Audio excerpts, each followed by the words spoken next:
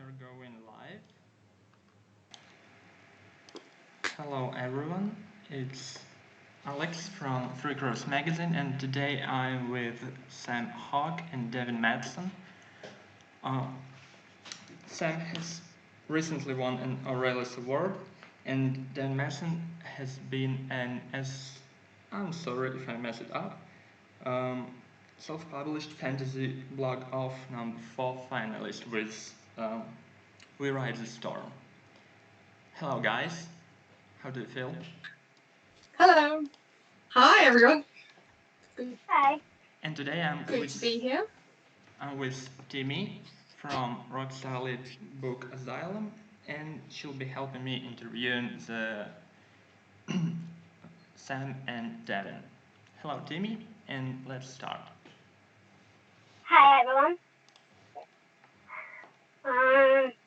Let's start with Game of Thrones, and we both followed the show. It's generated a lot of emotions and arguments from fans. What do you think? Why does it have such an impact on people? Why is it such an important show today in fantasy?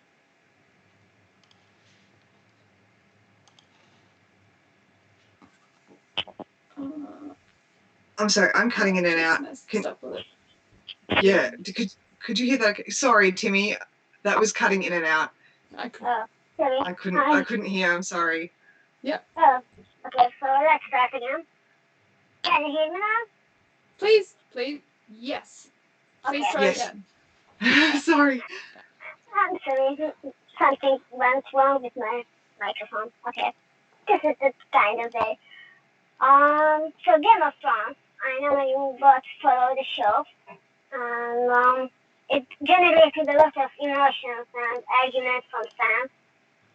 What do you think? Why does it have such an impact on people? Why is it so important in fantasy today? I'm sorry. I got the second half of the question. Something's important in fantasy today. I'm so sorry. I'm so sorry. I'm having so much trouble hearing. Can you hear me now? Does it work? What? Can you hear me? I can hear you, but it's okay now. What the hell? I'm sorry.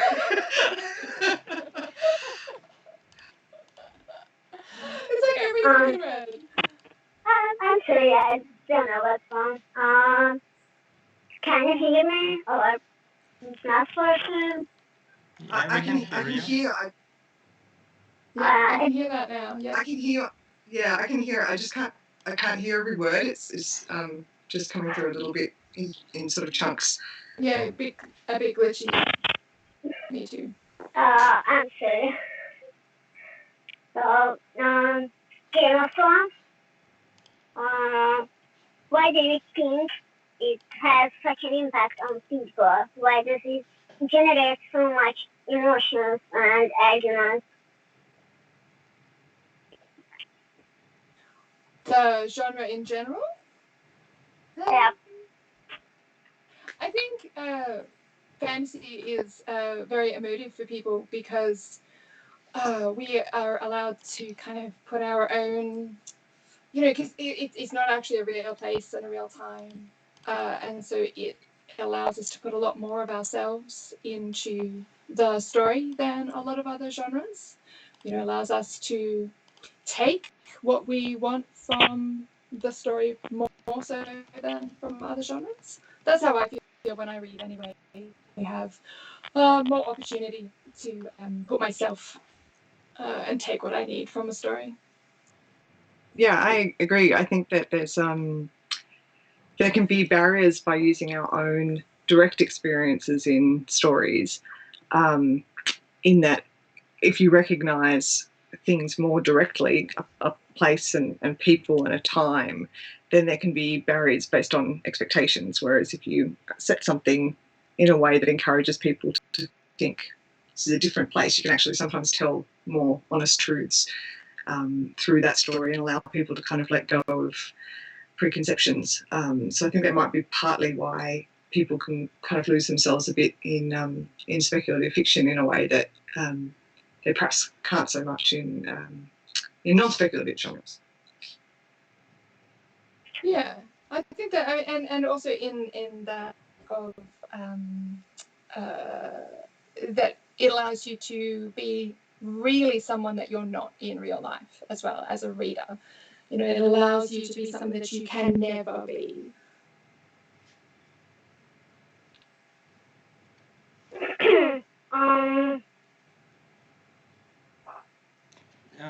Guys, do you think because people are that invested emotionally in being someone they're not and finding like a safe haven in fantasy, when like in Game of Thrones last season, just recently, when everything went not like people expected, they've started petitioning to rewrite and reshoot things.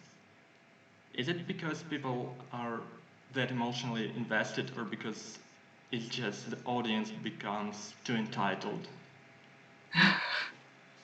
Yeah, it's a bit of both, isn't it? Yeah. I mean, the petitioning is very entitled. Yes. I think the reason people care deeply about the story is because they're emotionally invested. And I mean, with Game of Thrones, you've asked people to invest, 10 years of their lives in something, in terms of the television medium, longer if you've been reading the books.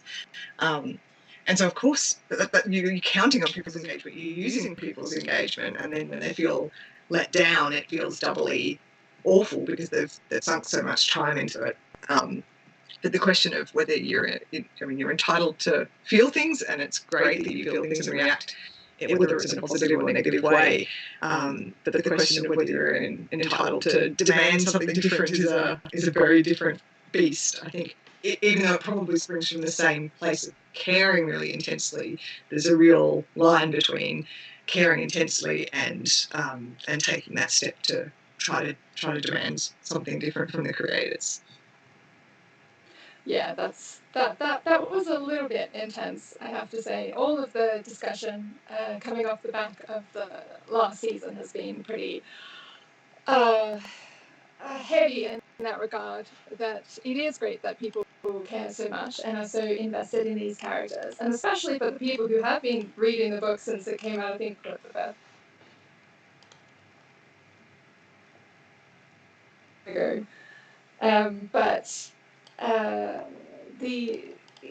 think it was because people had so much time as well to put together theories on how they thought it should go, how they wanted it to go, how they thought the books would end, that there was just so much room for anger and frustration, when we really should have just always been letting the creators tell the story that they plan to tell. Yeah. I just think the kind of story and the gaps between seasons and so on kind of encouraged that level of discussion, and in a way that it worked in favour of the show. They wanted people to dig deeply into these theories. So yeah, I mean, there's a whole different group of people who are upset because it felt like all of the time that they sunk into thinking about those theories and imagining the significance of particular moments, and perhaps felt like, well, I mean, there wasn't any significance. None of it amounted to anything, really, which I can imagine to be deeply frustrating. But having said that, it's probably going to be very dramatically interested in the books, because people will be hoping that all of that investment is paid off somewhere, even if it wasn't ultimately in the show. Yeah, actually, that's true. I never actually read the books, because I started with the show and thought, I'll watch the TV show. And I never had any particular desire to go back and read the books until the end of this season, and now I've read the books. Yeah, I haven't been as excited about the books again since it's been a long time since I've been so excited about reading the books. So it's all worked out very well in George's favour. Yeah. What do you think? How do you feel influence science fiction and fantasy in the coming years? will it have any impact on upcoming books and shows, or will it be some kind of standard people will reference to? Oh, I mean, I think so. It'll definitely be a standard that people are looking to. I mean, this is the first time we've really seen a fantasy production on the small screen that can look as spectacular as this looked, and it just HBO really kind of showing what can be done visually, and with a proper budget, how you can really make fantasy come alive. So I mean, it's going to be a benchmark for a long time, I think, in terms of visual media, and obviously we can't understate the kind of cultural impact that having brought it from albeit already popular book series to such a bigger audience will have. I mean, we've already seen all of the other shows that are now in production, which have been kind of inspired by it. And I mean, hopefully this will be the beginning of something rather than the high watermark. But I guess we'll see. Yeah, and all of those lists that we keep seeing that are the, if you need to scratch your Game of Thrones itch, read these books. I think I don't know how many of those lists I've seen in the last week or so, but I think There's a lot of that lists. just kind of shows. Yeah, right. So I feel that just kind of shows that it is one of those cultural benchmarks that will never go away, in the same way that Lord of the Rings is. They're ones that you can mention to people who don't read fantasy, don't really watch fantasy all that much, and they will know exactly what you're talking about. When people don't know what I'm talking about when I say I write fantasy novels, and I say, okay, do you know what Lord of the Rings and Harry Potter is? They go, oh yeah, that's what I like.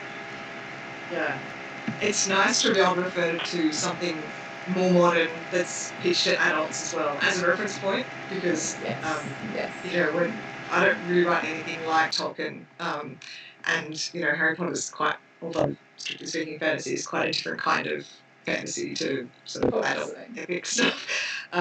So it is nice to be able to kind of describe it in a way that makes people understand. So I know sometimes when you have that awkward conversation where somebody from your non-writing life finds out that you write books, and that happens in my day job. Someone very senior head of the organisation, in fact, found out that I wrote these books and did the fantasy, like what kind of fantasy, kind of awful face, and I was like Game of Thrones. Which people understand now. I've had that. Yeah. I remember having a lot of people who have said, do you mean like erotica? Yeah, that's no. No.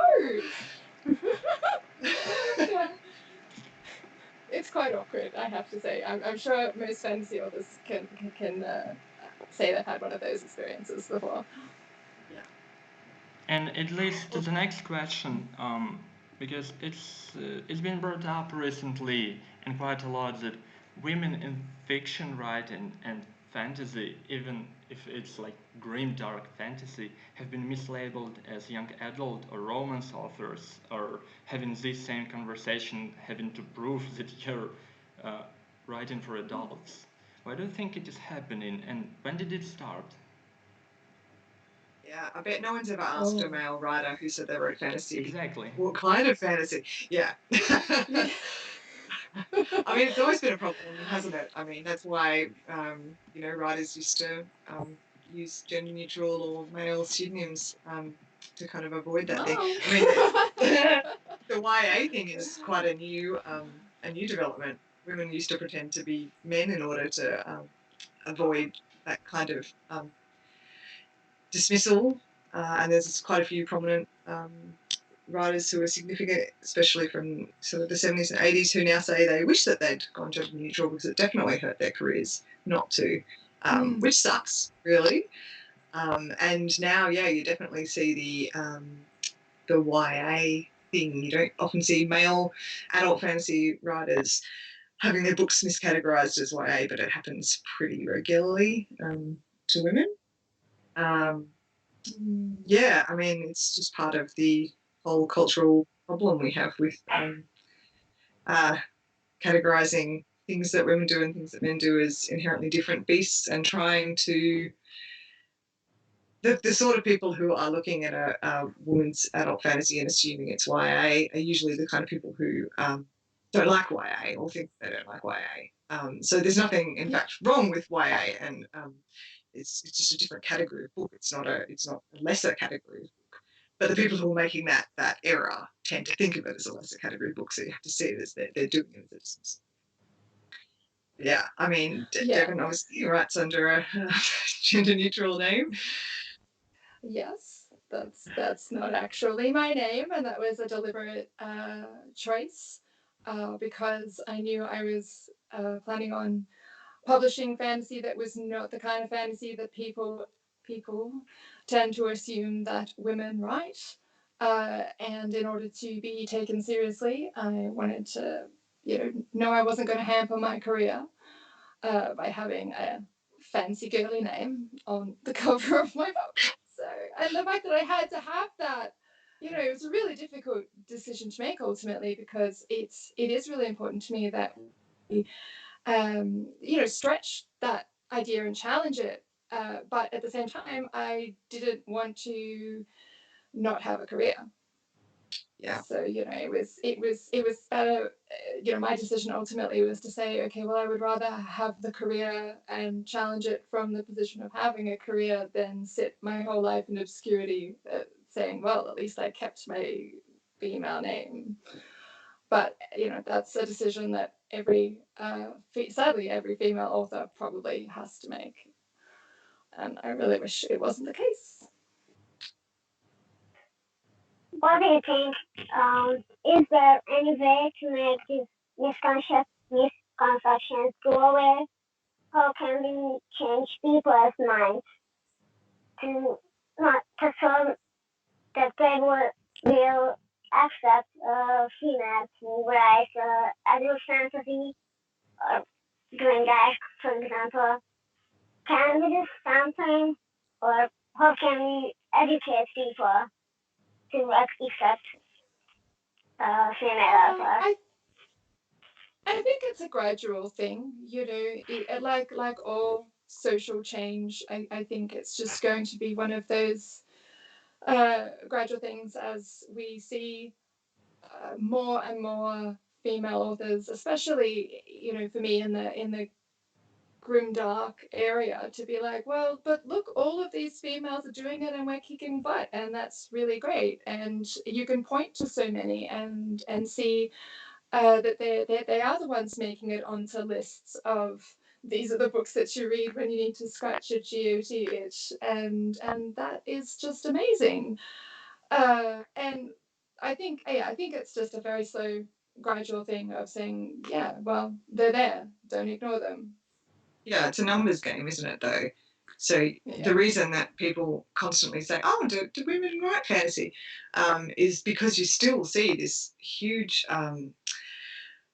number of lists and reviews. Men still overwhelmingly get reviewed more and talked about more and recommended more and put on lists more often than women. And if you don't push back against that, then that just settles in people's minds. Like the number of times you'll see a discussion board fight about women in fantasy where someone will say, well, they're obviously not writing the same number, so of course I've read more men, because obviously there must be less women who actually write it, so it just balances out that way. But the problem is, of course, that there's always been women writing fantasy. We've always been here. We're still here. We're not going away. And we've still been here. We've always been here in large numbers, just lacking the kind of force of exposure and chatter about it. So you have to push back on it, because if we don't get the critical mass of numbers, you never get that point where people just casually recommend as many women as they recommend men. So it's not just about saying here are some adult female writers. It's being conscious that every time you see a post saying, oh, I liked XYZ, what else might I like? Making sure that you're pushing back and recommending women in the list too, so that the names and the numbers get out there. Because it's left to its own devices, it's a self-perpetuating problem. People recommend more men and talk about more men, and so they're the ones who ultimately do better and appear more, and then people who like those get into this sort of circle of thinking, well, these are the best authors, and then it becomes a cycle. So you just have to kind of just keep plugging away and keep being visible and pushing back and being annoying until we're there in the same numbers as men, basically.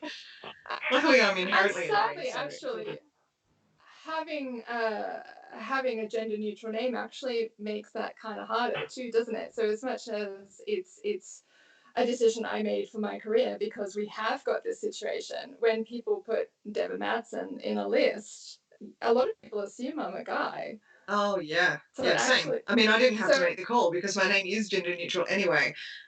So Yeah. I just, was using my name. But everyone assumed I was a dude. And people Yeah. still do. I remember I used to have my dog as my profile picture, and Yes. I sort of eventually thought I should probably use my face. And until then, large numbers of people had assumed I was male. And I still get people who say, oh, right, oh, this is by a woman, as a kind of a surprise thing. Yeah, so like some of that, it's a bit frustrating that you kind of see names and it doesn't ping. But we want to get to a point where it doesn't matter because lists are kind of inherently balanced because that's what society's like. We're not there yet, though. Oh, I don't know. Fingers crossed, right? We're going to talk about social issues. How much usual reflects actual politics and society issues. Do you write about these topics? And how much fantasy should reflect actual politics and society issues, in your opinion? Well, I mean, it's hard to kind of extract politics from stories, especially if you're if you're writing in our own world, you're going to have intersections with real life events. Obviously, if you're writing in an entirely secondary world, then you're making up your own society, so you get to choose what rules you have and how you want people to treat each other and how they interact and what our cultural norms are, and all of those things are decisions. And you can make a decision that you are going to replicate real world politics and cultural norms in particular societies, or you can make a deliberate decision not to do that or to change certain things. And that decision is inherently political. And to the extent that people say that there shouldn't be politics or social commentary in fantasy, it usually just means that they want to see fantasy that reflects what they consider to be cultural norms. Generally, because you're always, if you're writing about people, you're writing about politics. Yeah, no, that's true, and I think it's and sometimes those people who do complain about the politics in stories, they just don't want to be challenged and think about it in these spaces, and I get that a lot of people pick up books for escapism, but at the same time, it's more than just a place to go to escape into your own minds, your own heads. It's gotta bring more to it. Yeah, I think personally that I knew what I was thinking in my head. No, I knew what you meant. I was just thinking but what it means to escape depends on what your kind of cage is, I guess. Yes, and what to you is the idea of an escape, because I just recently finished Long Way to a Small Angry Planet by Becky Chambers, and it's funny because I didn't really know what I was expecting going in, but ultimately it is an entire book constructed to very gently challenge your concepts of society, culture, humanity, all of that kind of stuff. And you never feel like it's being aggressive about it. It's just kind of there and really nice and giving you a hug while it tells you, hey, we could do this better. And I'm like, It's true. wow. That story is one big hug. Yeah. Yeah. But it's a hug that's also challenging all of your kind of base assumptions on the way society has to be structured. And I loved it for that because it was an escape from the way our societies are structured. So it's interesting that I choose in my writing to write far closer to the way our society is structured. And, to the point where I have my females having to struggle against fairly misogynist societies and all that kind of stuff, because that's something that's really important to me. And yet I didn't choose to write a society as Sam did, where everything was equal. And that's quite interesting. And I have to kind of go into my own brain space to figure out why I did that. But it's interesting what everybody chooses to do. There's room for all kinds of different stories. Oh, absolutely. But I don't know. That argument has been brought up with in regard to Amélie Benjal's cancel of her novel Blood Heirs, if I'm not mistaken. Is that why would you write a political fantasy book where nothing is perfect and that you're just replicating the issues that we're having? What is with people having the expectations that fantasy and science fiction novels should present the not challenge the things that we got, but look for an answer to them? Why is there this expectation? Well, there's always been a genre that challenges us, hasn't it? Probably science fiction more overtly than fantasy. So, some people look to speculative fiction to speculate, to think about what if. That's kind of the fundamental principle of speculative fiction. We take an idea and think about what that idea is. There's just such a huge spectrum of the kind of stories that you can tell, and sometimes you want a story that challenges your expectations, and there's still plenty of room also for very comfortable stories that people want that don't necessarily. Fantasy a lot of the time calls to a feeling of nostalgia, whether it's a sort of a simulated nostalgia or a real one. But yeah, I don't think that there has to be one rule about what fantasy or science fiction has to do. But every reader brings into it their own kind of expectations. You can't make everyone happy, basically. You just need to find the readers who want the kind of story that you're telling, because there's probably someone out there for everyone. There's a lot of books out there. Yeah, I think with the science fiction element, though, I think it's because we do have these issues in our current world, in our society, and they trouble us on a daily basis. So when somebody has written, a book about AI or a book about climate change that has that as a central theme, there is just a natural sense of hope that maybe someone has an answer to a problem that we have, or that you might just for a moment be able to live and believe that there is an answer to a problem that we have in our day-to-day life. So I think that's why, especially for me, science fiction is a lot more about that, whereas fantasy, I feel, is more about challenging our dinosaur ideas, our kind of more backwards social constructs. That's the way I've always felt about it. But there is obviously way broader stories where they don't do that, and that's awesomely wonderful. It's just I think they're the kinds of books that I've always gravitated to pick up, the ones that I can go into for the time I'm reading it and imagine that these things can change, they can be fixed.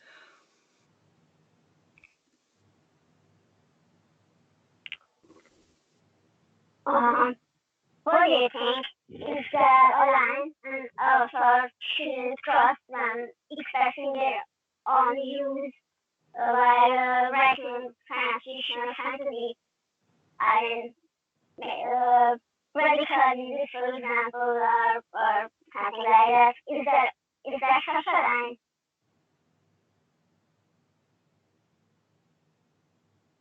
So can I get that one again, Timmy? Sorry. It's fine. So what do you think? Is there a line of shooting cross when expressing their own views on politics or society while writing fantasy? So, for example, radical views. Is there such a line, or is everyone allowed to have their own views and use that to create their own work and views? Yeah, well, I mean, there's no writing police. Everyone's kind of allowed to write what they want. Whether what you write is subject to stronger criticism or not will probably depend. Like, there's certainly going to be a line past which people are going to feel like you're telling us a story and more of a pushing a particular agenda or exploring an idea at the expense of the story. But what that line is depends on how well you handle it in the story, I guess. You only have to kind of read random selection reviews of a popular book to sort of see the spectrum of people who think, no, this is just a story, versus people who think you're really pushing an agenda in this book. And it's a huge spectrum because everybody, you tend to only notice ideas when they challenge you rather than when they conform with your expectations. So the further away a kind of concept that's being handled in a fantasy book is from your own ideas, probably the more it will feel like it's towards that line, I guess. I mean, I don't think that there's any sense in telling people they should or shouldn't write something, but it's just going to happen our audience, I guess, the more extreme the viewpoint that you're exploring. Does that make sense? Yeah, no, I would agree with that, but it's definitely, it's in the handling. Everything always comes back to how you write it, not what you're writing about, and how everything is framed, and your personal position on that, and your audience's expectations, if you already have an audience and a fan base as well. I think that would be the only thing that would make my mind up on what I did in terms of that.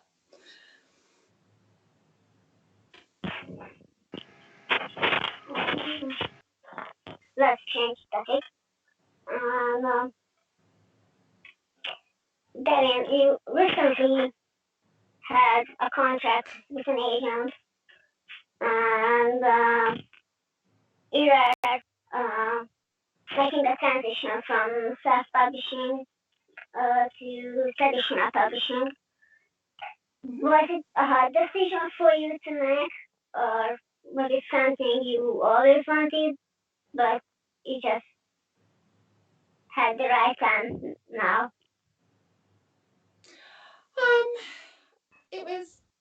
It was difficult, I think, because the reasons that I started self-publishing in the first place was because I wanted to learn how it all worked myself, be able to do it all myself, have my own deadlines, my own control, pick my own cover, the usual reasons that people go into self-publishing, control freaks. And I had gotten to a point where I really love the team that I work with, and I couldn't begin to imagine working with another editor or another cover artist, designer, because they were the ones that I'd had for ages. And so taking away all of that sense of the community that I currently had, the control that I had, and also the plans that I had. I'm a big, I'm not a planner in my actual books, but I'm a big life planner. And so, I had, this is when I'm going to write this, and this is when this book is going to come out, and I had it all, kind of plan for the next couple of years.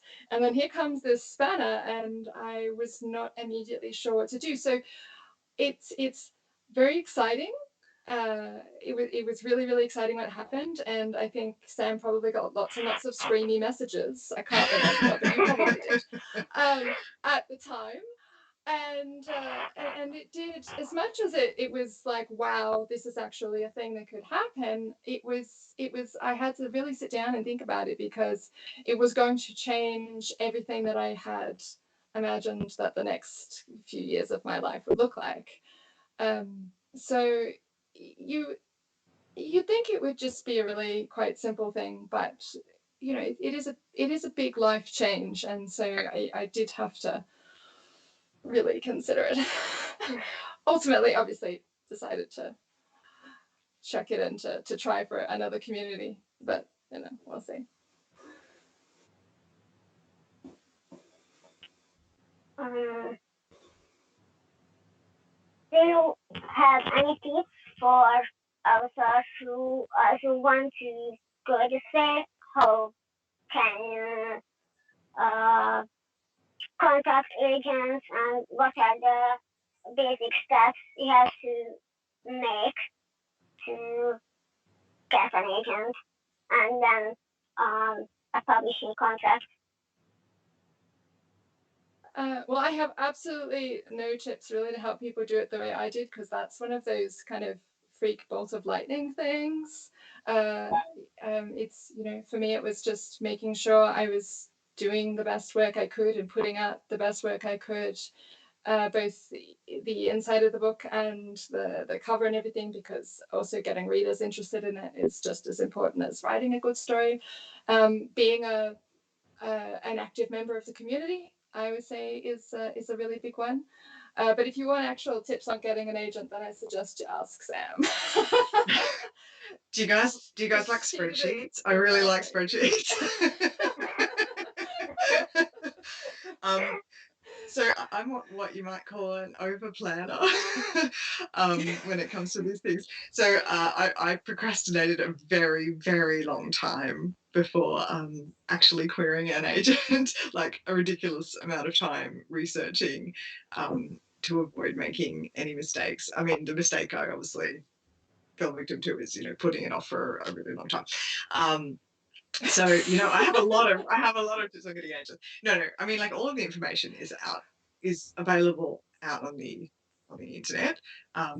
So I do recommend, you probably don't have to go mad with spreadsheets like I did, but I do recommend doing a good amount of preparation if you're going to go the traditional querying route. So most of this effort goes into the getting an agent stage, because if you're getting an agent, then the agent handles all of the rest of that stuff. They handle the submissions to publishers, and you just sort of sit anxiously checking your emails 400 or 500 times a day. When you're querying an agent, everyone's online now, which is great. So we've passed the point where you had to print out manuscripts and send them around the place. I think when I was querying, there was one agent I found that was, we know we still only take hard copy manuscripts, and out of principle I refused to query them. Move on, guys. A waste of trees. So everybody's online now, which means you can find out exactly what they want. Agents are not generally secretive people. They'll tell you on their website what they want, how you address the query, where you send it to, what you include. Following instructions is the main thing.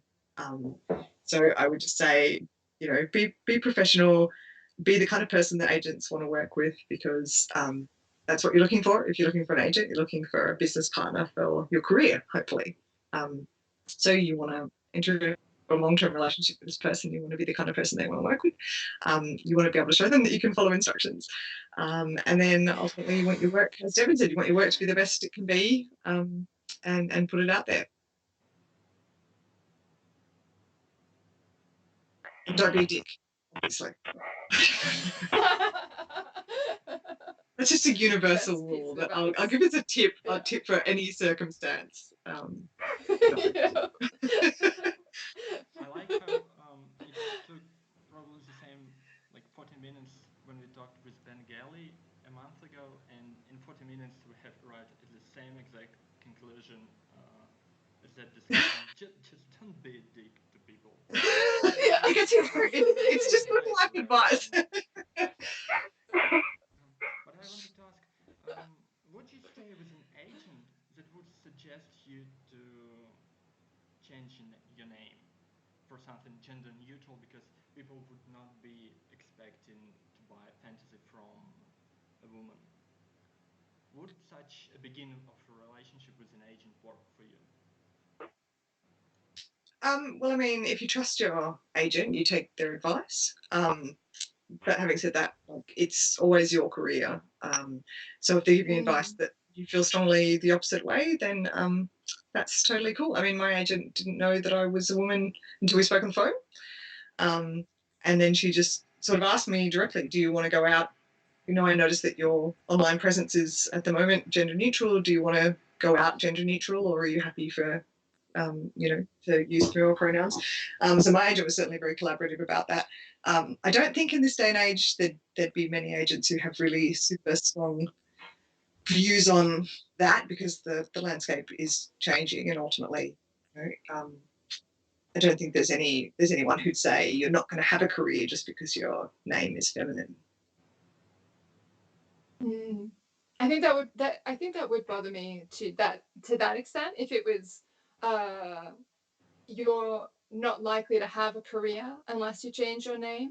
As much as that's the decision I made myself, if somebody in the professional sphere that I was going to trust and work with was not willing to fight that battle with me, if it was a choice that I wanted to go and have my feminine name, then I would probably not be able to go ahead. That'd be a big that red flag. It would be, because like you said, your agent is that person who goes out and they go and they do submissions. They essentially go into battle for you. And if they're not willing to do it on your name, then they're probably not going to be willing to do it on anything else. Anything else, yeah. Yeah, it wouldn't be a great start to the relationship. No, not really.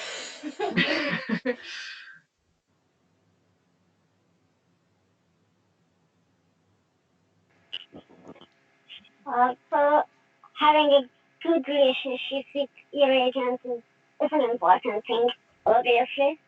But how can an agent help you get through the process of publishing and then making the contract with the publisher? What are the most important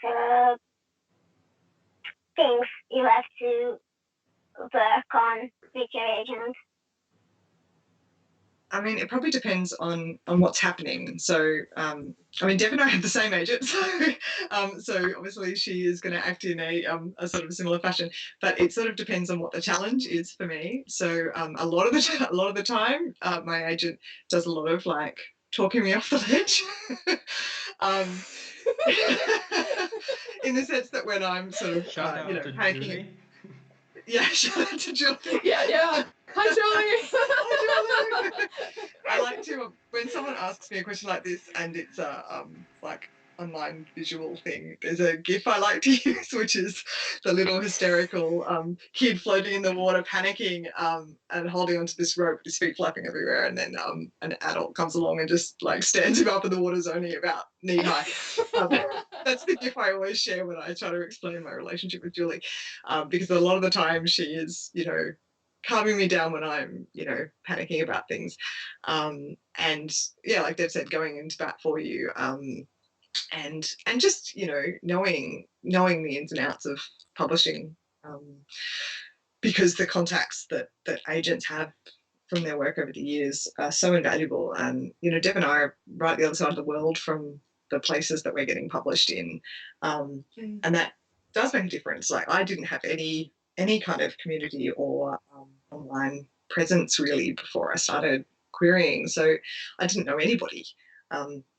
And having an agent who knows how things work, has the contacts, can calm you down when you need calming down, can cheer you up when you need cheering up. I just think it's invaluable to have somebody who's really just on your team, who really believes in your career and reminds you that they believe in your career when you need that. Yeah, but Dev's more stable than and sorry. I've got time. Yeah, well, and for me, it was definitely the most important thing is the fact that she can answer questions, because they seem like really, really dumb questions. But when you come from a self-publishing background, it's, I know how to do, a lot of stuff, how to put my books out myself. I don't know how it works in a publishing house. I have no idea. So it's I have so many questions for her all the time. Like, well, is this meant to happen? Is that meant to happen? When's that happening? And I am so very, very glad that I have somebody who can read a legal contract, because I tried to read that thing. It took me hours of really, really slow like this and not understanding every second word. And this is the things that we really continue to need agents for, because not all of us have a background where we know how it works, or how even a legal contract works in my case, because I am a lawyer in my day job, and publishing contracts are still an entirely different beast. Yeah, and there's been trouble in the United States, as far as I know, with Writers Guild Association breaking with Agent Association, because they haven't been acting in the interest of the writers.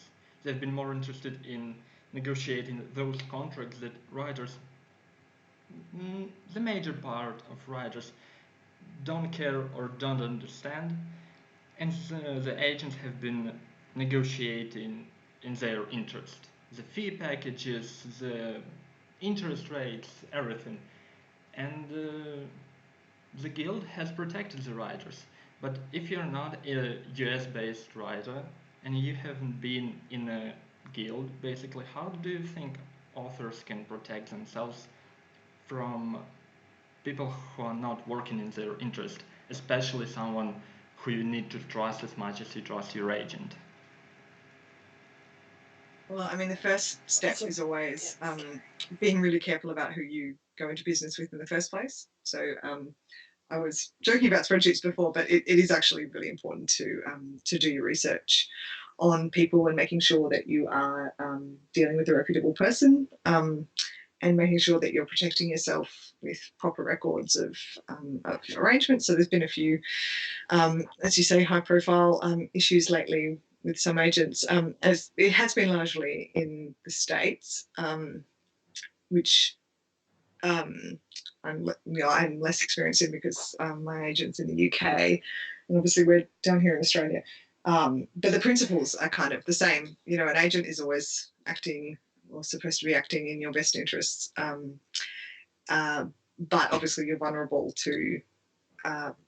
It's a trust-based relationship, so they owe you fiduciary duties. They owe you a duty to act in good faith and in your best interests. But obviously there are still unscrupulous people out there, and things like society of authors type groups that are in. You might not be able to access the American ones from international positions, but most countries have their own version. We certainly have our own version in Australia, and people who are available to look over contracts. So I think if you've got if you have a reputable agent who lots of people have done business with in the past, you're obviously cutting out some of the risk, but it always pays to just be super careful. It's your career, and you've got to be careful who you put your trust in. Yeah, that's a really scary question, isn't it? I didn't actually know that was happening, but I've just always been such a happy-go-lucky person that I'm just like, yay, I'm gonna trust whoever is going in to do my thing. So yeah, maybe I should pay slightly more attention. But I think it's also a communication thing, and we have this with not just agents, but with all sorts of professionals. There is always a network of communication that most people are connected into in some fashion, that allows us to talk and keep abreast of issues that might affect us. And I think that's really, really important, and not just for agents, but for everything.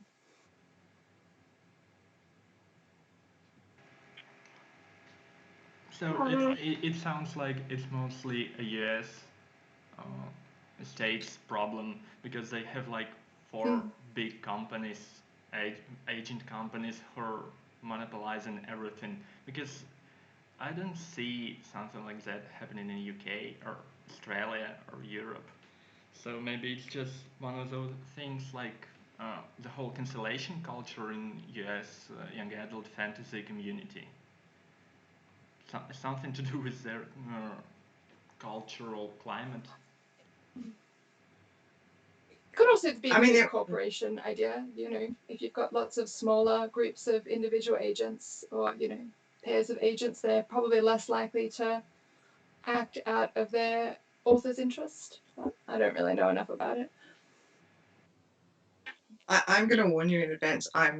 You guys are all cutting in and out for me, so I don't know if it's my internet connection, but I'm hearing about every second word that you just said there, Dev. So my apologies if I suddenly cut out.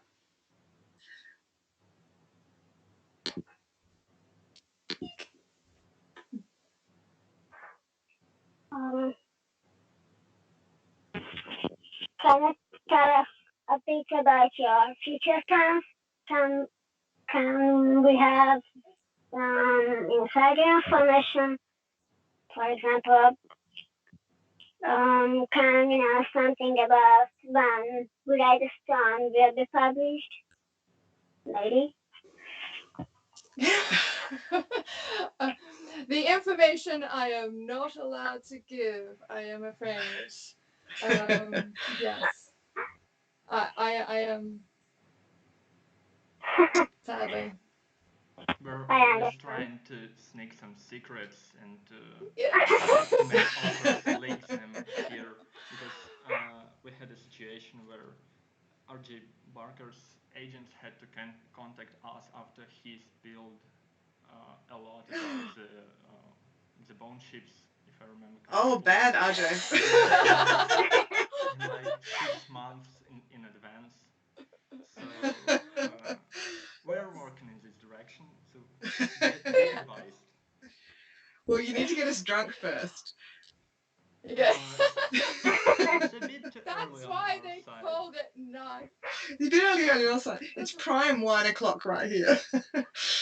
Yeah. But I mean, I don't have any secrets to share though, so, you know. So basically, what are I'm your good. plans for the future? What are you working on that you can share with us?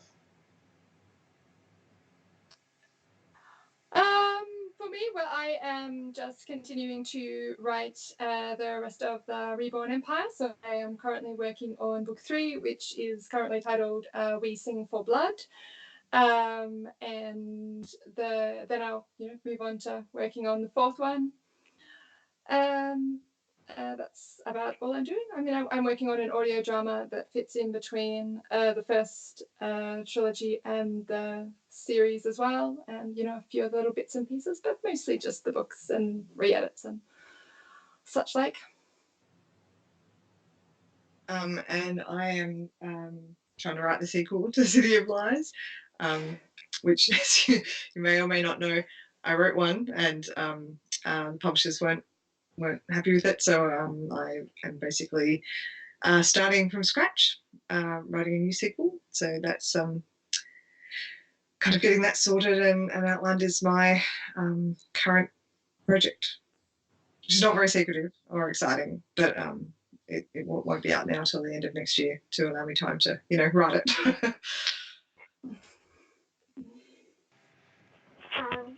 Will you be attending cons? Where can fans meet you this year? Well, we are both going to be at Continuum in June, 7th of June in Melbourne. Woohoo! And also Worldcon in Dublin. They're the only 2 cons that I'm currently planning to attend. Looking forward to both of them. I will be at both of those, and I'll also be at the New South Wales Speculative Fiction Festival, which is at the end of June. And I'll be at the Canberra Complex Convention in the October long weekend, first weekend of October. Oh, yes, I'm doing that one too. Yeah, I was going to say, I thought you were going to that. Yeah, so both of those. but yeah, we'll get to see each other in 2 weeks, which is fun. Yeah. I'm definitely looking forward to see you in Dublin. I will be there soon. Yeah, we're very excited to see you too. Yes! This will be easier in person. Much easier. No microphones, no headphones. What would you call your like weirdest, strangest con experience so far? Oh, strangest. Oh. I don't know about strange. I have only been going to cons for the last couple of years, so I probably don't have I don't have that much. I kind of got semi-lost and almost missed one in Helsinki. That was a pretty weird experience, not for, just for my own sake, because they had. I was on a panel. I was on a couple of panels in Helsinki at Worldcon a few years ago, and it was my first big convention, and I was overseas by myself, and it was very intimidating. So I had these panels lined up, and I had 2 in one day. And the first one went really well, and it was all great. And then I went and I had a couple of hours in between that panel and the next one that I was on. And so I finished one, and I went and sat down to get some lunch, and called my kids and had a Skype with them while I was having lunch. And then I thought, I've still got about an hour. I'll just confirm what room this next one's in, and then I'll wander over to the green room and meet the other panelists, and it'll be great. And I looked, and I didn't recognise the room name at all on the description. I was like, oh, I don't know where that one is. No worries, I wasn't worried at that stage. So then I went to the main front information desk and said, oh, it's I've got a panel on in this room. I'm not really sure where that is. It's not on the map. And the lady sort of went, oh, yeah, look, what you need to do, it's outside. And I was like, okay, outside. It's in a different building. She's like, okay, first you're going to need to walk out. You're going to need to go straight, and then straight, and then straight, and then upstairs, then over the bridge. And there'll be a park. Look for the yellow building. And I said, oh, it's the yellow building? She's like, look for the yellow building. And I said, is it in the yellow building? And she said, you'll see a yellow building, and there'll be signs. And I said, okay, I'm starting to get a bit anxious. There's no green room, it's in a different place, but I can follow the instructions, sure. So I walk out, and I walk across and across and across and upstairs and over the bridge. Everything's going fine. Then I see a paper sign that has the name of the room on it and an arrow. So I thought, yes, going in the right direction. Everything's good. Kept walking. Starting to get, closer to the time of the panel, but I've still got plenty of time. I find the park. I see the yellow house. The yellow house doesn't have any signs on it. There's no sign for the park. I go and look at the yellow house. No signs. Walk around. Doesn't have a label. Okay, so it wasn't in the yellow house. I'll just look at these surrounding buildings. So then I look at the surrounding buildings, and I look around and I look around. I think maybe she just meant, you're on the right direction if you see the yellow house. So I go back to the main path, keep walking, walk for 5 minutes or so. No more signs. I start to panic. I'm getting close to the time of the panel that I'm on now. So I turn around and I go back to the park because I'm solid that she mentioned the park, she mentioned the yellow house. And then I decided I checked every surrounding building. I couldn't see any more signs. I decided I'm going to have to go inside the yellow building. It must be this. And I finally went up. The doors seemed to be locked, so I sat down. And then I decided, look, I've only got 5 minutes till I'm supposed to be sort of in there setting up. Surely the other panelists will turn up sooner or later. So I just sat on a bench outside thinking someone will turn up. No one turned up. I'm crapping myself at this point. And then just on the hour, the door opened and people started streaming out. I thought, oh, thank God, it was in fact the yellow house. So people went out and I went to go in, and the person who was coming out last thrust a key in my hand and said, here's the ramp key. And I said, what? Sorry? He said, if you're on the panel, here's the ramp key. And I wondered I said, what's the ramp key for? He's like, oh, I'm not sure, but someone gave it to me. I said, are we supposed to do something with the key? He said, I guess we're supposed to use it on the ramp. So we searched around and eventually decided that it was meant to be the door that had a ramp outside for disabled access. So, but the door was stuck fast, and it sort of felt like it was going to splinter when we pulled it open. Anyway, it was a huge, big panic thing. And we got it open. That guy fled. I was by myself. I was absolutely panicking. People started to come in. Nobody else from my panel who was on the panel was there. People started coming and sitting in the audience. I'm by myself, absolutely crapping myself. So naturally, I did what any mature, sensible, professional person would do and went and hid in the toilet. Oh my god.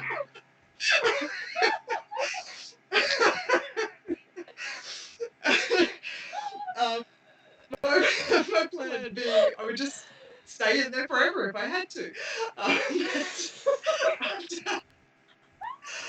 I came out to check on the situation after 5 or so minutes, and somebody else from the panel had turned up, and everybody else just inexplicably was late, but did not seem to have the same drama as me for finding it. And we all sat down and had a fun panel. But that was how I nearly shot myself in Helsinki and hid in a toilet. How about you, Deb? Wow. To be honest, I feel like I've been on an adventure right now. It has been an emotional roller coaster. We were right there with you that whole way. I was very stressed out. I can imagine. No, the weirdest con experience I've ever had was actually at Sydney Comic Con, and it's one of those cons where you're stuck behind your table with your books and you're selling things, and you can just talk to people as they come and sign books, and so I wasn't doing any panels or anything, and I was there with my with my editor, and we were just chatting, and we had a guy who came over to ask us what time the con finished. So we told him what time it finished, and then he proceeded to spend the next 10 minutes ranting about Jurassic Park. And he paced up and down in front of us, going on and on about how dare people like the Avengers more, Jurassic Park is brilliant, and we were just so, wow, okay, this is amazing. Can you please? We don't have any dinosaur books, and it was just mind-boggling that he couldn't tell that we were really, really uncomfortable, to the point where he came back the next day in a dinosaur costume, and it was just, yeah, it was one of those blow-up dinosaur costumes. So his face is kind of like at the bottom of the Tyrannosaurus neck, so it was like really big. And because it's like all kind of plastic and like a blow-up thing, he unzips it and just kind of emerges sweating from this giant thing of plastic to lean over all of my books, dripping everywhere and hyperventilating. Yeah, it was. Please never do that to anybody at the convention. I mean, in his defense, Dev, you probably shouldn't have put up that big sign that said "The Avengers is better than Jurassic Park. Ask me why."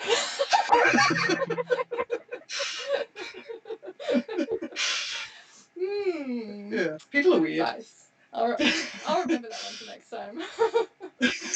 It's good life advice, Don't be a dick and don't bring up a sign attacking Jurassic Park. That's right, because this guy will find you. He will find you. Absolutely. I mean, he's listening right now, I hope. Okay, we have a couple questions from the viewers. And Timy, please. Yep. The first one is, hi Sam. I wanted to know how much the stories and streets of the city of Venice have in painting the world in your book. Sorry, how much of what have I said in the book? Sorry. The stories and streets of the city of Venice have in painting the world in your book. Oh no, not very much. I really like Venice, but I wasn't really trying to convey Venice with the city of Celesta. Probably the only kind of visual reference that I had from a European city was the kind of white buildings in Provence. But the city doesn't really look like that. I just that's probably the closest visual to the kind of colours and things. There was some Moroccan architecture that I really liked that I was looking into, but I mean mostly. And then the bridge is from the visual that we used as an influence on the picture on the cover is a bridge in Croatia. But no Venice. I'm sorry. It's a beautiful city, though. Be prepared for angry fan mail from citizens of Venice. I'm sorry I mentioned. Okay, the next one is from our friends from Fantasy Inn, and something tells me it's from Sada. And she's asking Sam, if your three main characters were ice cream flavors, what would they be? No, this is a bad day to ask you about. You know this. That's why. Oh man. Okay. Well, I mean, Jove is a very plain vanilla. I think he doesn't want to draw attention. Doesn't want to draw attention to himself. He's reliable. He's solid. You know, you're getting a good flavour. I think Kalina would be more of something with a smooth surface but hidden depths. So let's say like a honeycomb crunch. With plenty of bits under the surface. And Tane's a good solid chocolate, isn't he? Classic dark chocolate, always good, always, you know, everyone's favourite. Sarah's favourite anyway.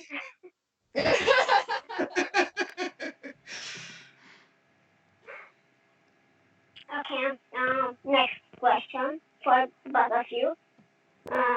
Who is your favorite blogger? Oh, that's a terrible question. I consider it a provocation. It's not my question. There's a principle against discrimination. But you can say my name.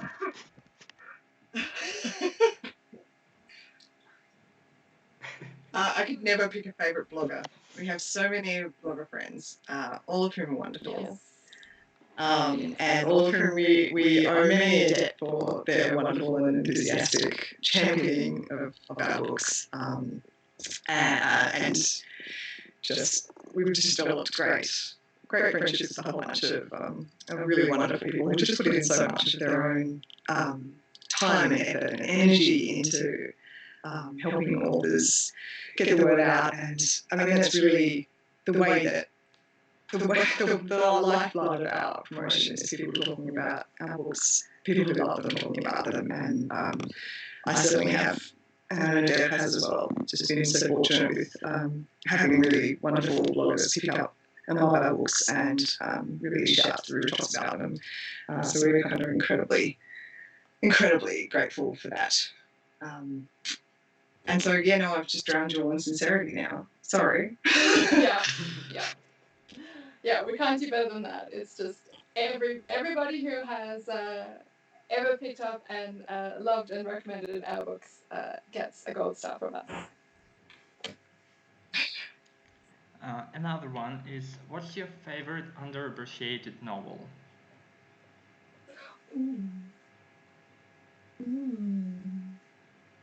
Favorite underappreciated. I would have probably said until a couple of years ago I would have said Robert Jackson Bennett's Divine Cities trilogy, because that was the series that I was the most shouty about, that I just never saw in bookstores or had anyone talk about.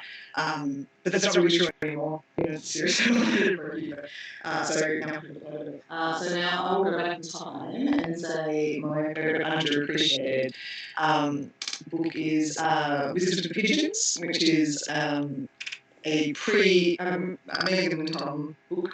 So Robin Hobb in her pre-Robin Hobb days and under her alternate pseudonym. It's my favourite urban fantasy novel, and I don't read a huge amount of urban fantasy, but that one will always have a really special place in my heart. And it doesn't have the prominence that that her Hob books have, and I just really love putting people onto that because so many people haven't read it, and it's just a gorgeous, really, just a really beautiful little book, and quite different from the other stuff that I usually recommend. So that's probably my favourite underappreciated gin. I think I tend to read things that are recommended to me by that tend to be kind of really well known. So to go for something that I found really surprising that I loved because nothing else was like this, I am going to say Fairy Apocalypse by Jason Franks in this glorious cover. It is just you really don't know what you're going to get with this one. It was very unexpected. It had a lot of the beautiful poetry and yet very pared back. And when you can have fairyland and suddenly there's a guy with an Uzi, it was just like, okay, all right, we're here. It was nothing like I expected, and I can't even think of something to liken it to. So if you want something really unexpected and strange and yet delightful, then definitely try that one. Okay, Sarah is furious because she is writing, excuse me, but Tane is cinnamon. Okay. Oh, yeah, fair enough. Fair, I stand corrected. But not one of those hard, bitey cinnamons that people don't like. Not like the Jelly Belly cinnamon, that red one that you think is going to be raspberry and turns out to be cinnamon. That's not. More like a warm, lovely cinnamon bun one. And the last one will be for Devin, because a concerned viewer is asking, Devin, you can no longer behead people. What method of killing do you use now?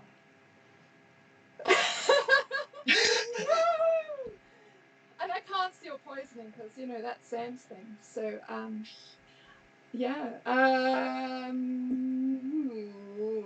but the thing is, I don't actually behead people to kill them in my books. They get snubbed by lots of various other things. The beheading happens afterwards. That's the death rites. So let's just use a bow and arrow on everybody.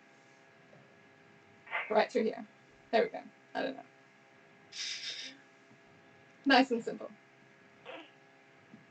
And the Miko way. And I think we'll be finishing on this note. Very beautiful, very grimdark note of beheading and shooting people with arrows. And if we are taking anything from today's lesson, it's that shooting people with arrows is clean. Combined with the advice that don't be a dick and that Devin is advising people to behead and shoot people, we all learn something.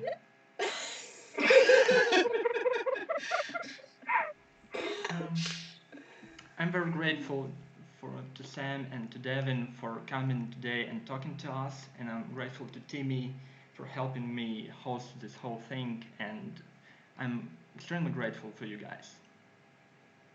Well, thanks for having us, and I'm very sorry about making you repeat questions and cutting it out. Yeah. Blame our terrible Australian internet. Thank you everyone who's tuned in to watch us, and issue 3 of 3 Crows is available for sale now on Amazon and our website. You can find the latest books from Devin and Sam on their websites, and on Amazon you can find the links in the description, and that's all for now. Thank you everyone, and bye. Thanks, bye. Thank you. Bye.